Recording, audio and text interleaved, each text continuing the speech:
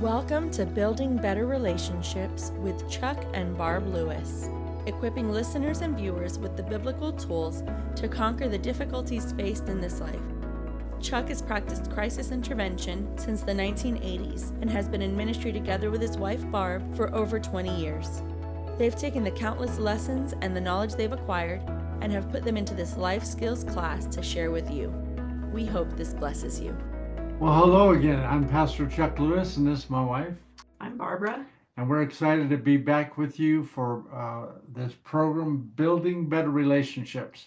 And you know, the reason why we have this is to pick topics that we deal with a lot and we hear other people dealing with. And so today we're going to be talking about a topic that is... It's why do I feel guilty when I relax? Why do you feel guilty when you relax? I've had people say that to me a lot, and they're so busy and they're burning the candle on both ends and in the middle too. And sometimes it's like, well, there's just not enough time in the day and I can't get it all done. And I would feel really guilty if I relaxed. And I know when we first got married, you know, I experienced that with you a little bit to where... Yeah, I think being too busy was a way of life for me. I really didn't know how to live any other way. And I remember when we were dating, one time you came over for dinner, and it was probably tax season, but I almost passed out doing the dishes. And so you told me to go rest, and you and the kids finished the dishes. But I just, as long as there was work to do, I didn't take a break. And that's really the example that my dad set. My father didn't take a break as long as there was work to be done. And I remember him saying that when he became a Christian, which we were pretty young when he became a Christian, he was too busy about the church's work then. He was too busy at work. And he was too busy at church, but he wasn't home a lot. And, you know, that was kind of the example that was set for me. And, you know, I think workaholism is rewarded at work too. Yeah. People that come in early, stay late, and work extra days, you definitely get approval from doing that. Right. So what was your example when you were growing up? Well, you know, my dad had a very good work ethic, and he taught us. I had two older brothers at that time.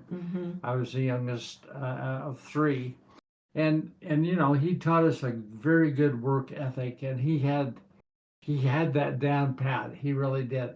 But you know, I noticed that it was really hard for my dad to really have fun and just take off and do extra things for himself. Yeah. Now, sometimes he would say if he you know, laid hardwood floor for a living, and boy, that's hard work if you know anything about laying a hardwood floor. And anyway, he would say to us boys, I couldn't do a whole lot because I had cerebral palsy at that time, and I just could clean up, you know, the blocks of wood and stuff like that, but my two older brothers, they would actually rack out the floor and nail it up, the oak flooring. And he would say, you know, if you get this house done today by 2:00, I'll take you fishing. And so we would work extra hard, not take any breaks to get that done so that we could go fishing. And he would take us fishing. He always did follow through with what he said. So that gave us motivation, you know, to work harder even. But he was a hard worker, and we were stretching the cords out to start working at 4:00 in the morning. Wow. Right when the sun was coming up in the summertime, starting to come. I mean, it would be dark when we were stretching out the cords, but we work all day long and sometimes into the evening and stretch out lights to finish the job. I mean, that's just kind of the work we did, and he did that for years and years and years, and I didn't know any other way. Well, it was kind of a good example for him to be able to take the afternoon off and go fishing. Yeah. But you said the way you interpreted things when you were a kid affected you as an adult. So when you were an adult, what kind of work ethic did you have, or were you able to take breaks? Yeah, I mean, I had to work into giving myself permission to take breaks. And I remember when I first, had my own house of my own, and I would be doing a project, like fixing a door or fixing a wall or something like that, and I wouldn't get the job done. So I would leave the tools laying there because I knew I'd finish the job the next day. But you know what? I couldn't sleep. And at 3 o'clock in the morning, I had to get up and clean up my tools, pick up the tools and put them where they needed to be, and clean up my mess before I could go back to bed. Even though there was no one there to No make one you there. do it or knew No. what you did. No, just me. In your own mind, you couldn't relax because Yeah. things weren't perfect. And I got so frustrated with myself that I was doing that all the time. And I would try to tell myself, it's okay, you don't have to do this, but I still had to do it in my mind. Yeah. And that was from a lot of the work ethic that my dad, instilled in us. So I had to learn a balance. I had to learn that, yeah, it's good to work hard, but it's good to be balanced, and it's good to take time out for you. And I remember when we got married, and you said, where are you going? I said, I'm going upstairs to lay down. I'm going to take a nap. And you'd go, you're going to what? You're going to take a nap in the middle of the day? How can you do that? Because that was something you couldn't do. I wouldn't do that, no. And my big thing, your joke with me was if I had 15 extra minutes, I would say, let's go work out. I had to book up every minute. And I remember if a class or a Bible study or something finished and I ended up with an hour that wasn't booked up, I didn't leave that as an empty space in my life. I would put something else in there. And I really didn't know what to do with myself if I wasn't busy all the time. And I remember one day, Chuck saying, when I had a few extra minutes and I was going to run to the gym, he said, let's just go sit on the patio and sit on the swing. And I'm going, oh my gosh, I can't even stand I this. can't even concentrate. And we went out there and we sat on the swing, and I just got a taste of how that was relaxing. Yeah. And it kind of quieted my spirit, and that was a new experience for me. Oh, yeah. But let's talk about what are some things that make someone feel guilty when they relax. I mean, maybe they're afraid of losing control if they're not busy all the time. I think control has a lot to do with it, and performance anxiety can be a factor to where you feel like you're only as good as your productivity.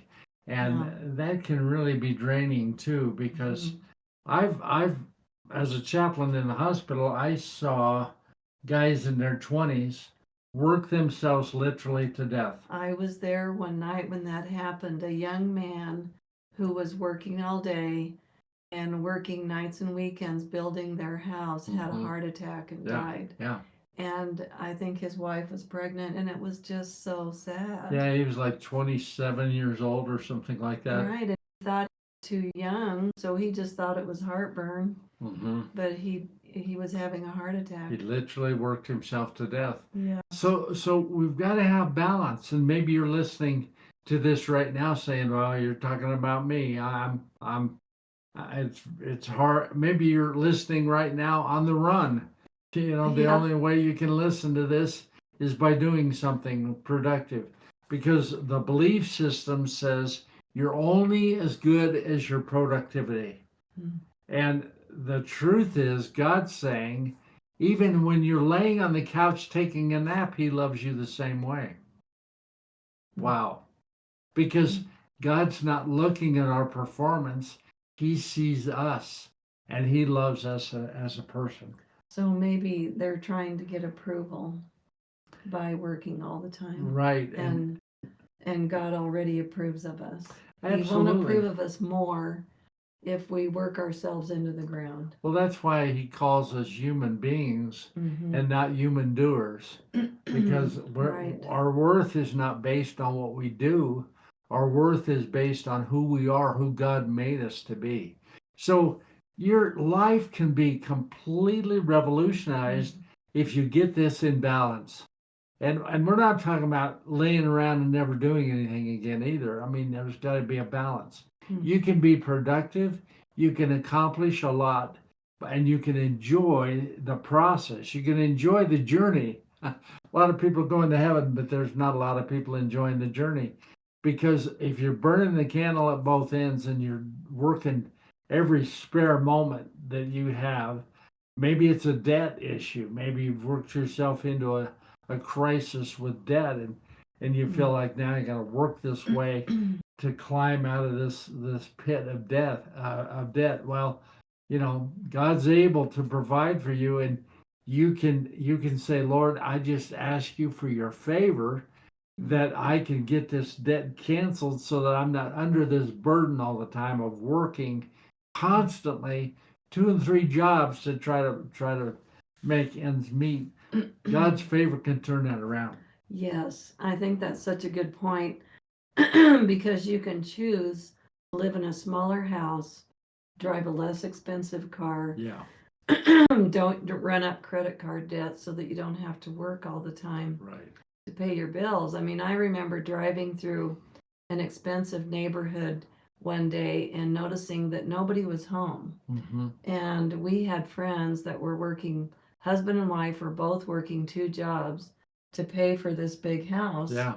that they were hardly ever home Could to enjoy use. it. Yeah. And I don't know if you've ever heard this saying, but Americans worship their work. They work at their play and play at their worship. Wow. Say that again. We as Americans can worship our work at our play, and play at our worship. So we've got it all mixed up. Yeah. But I think I do remember at a time in my life working so much trying to get somebody's approval, and I never was able to get their approval. Right. And I ended up so exhausted, all I could do was just sit there and cry. Wow. But I realized what I was doing. And that I was doing what I saw them do. They were a workaholic, so that's what I thought I needed to do in order for them to approve of me. But that person didn't really have a good sense of self, and they were people pleaser, always trying to get people's approval. And I think their working all the time was one way that they were trying to get approval. But I think we can also feel like we're not worthy of rest.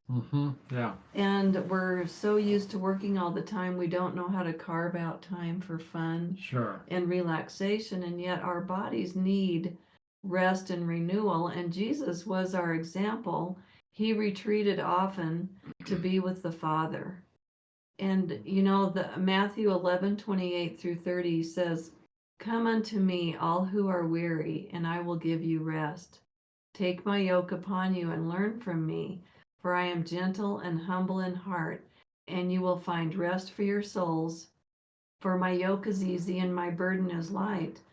Well, my mom explained to me one time what that meant, to take God's yoke upon us. She said, whenever 2 oxen are yoked together, they take one that's more mature, experienced, and they put a younger oxen with it to pull the load together.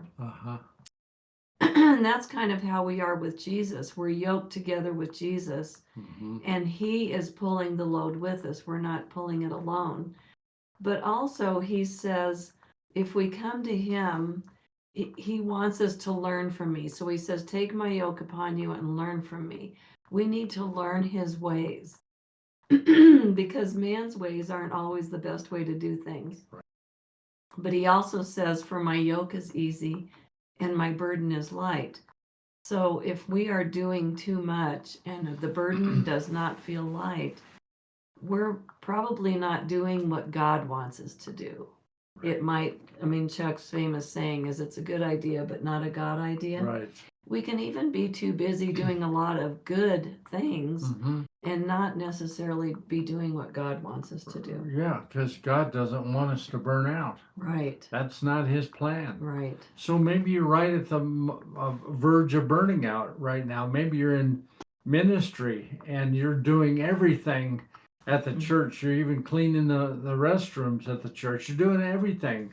And, I've talked to a lot of ministers that burn out basically because they just don't have the help that they need. Or maybe can't delegate or Yeah, they something. can't delegate, they can't ask for help. They just do it themselves. But it's okay to ask for help. It's Right. okay to if you're attending a church where you're saying, "Well, God, use me, do something through my life."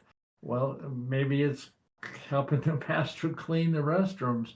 It might not be something that's all that admirable, but it's very important Mhm. to do at the same time. It takes a very big load off of the pastor. Anything you do that will help will take a load off. Right.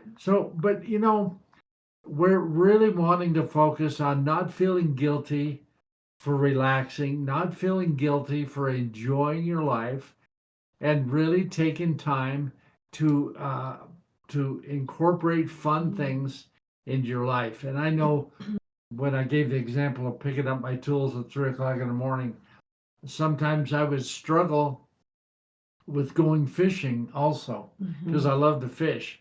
And I'd get in my mind about going, and then I'd think of all these things I still needed to get done. Yeah. Well, I had to start speaking to that and say, you know what, I'll get that done whenever I get back.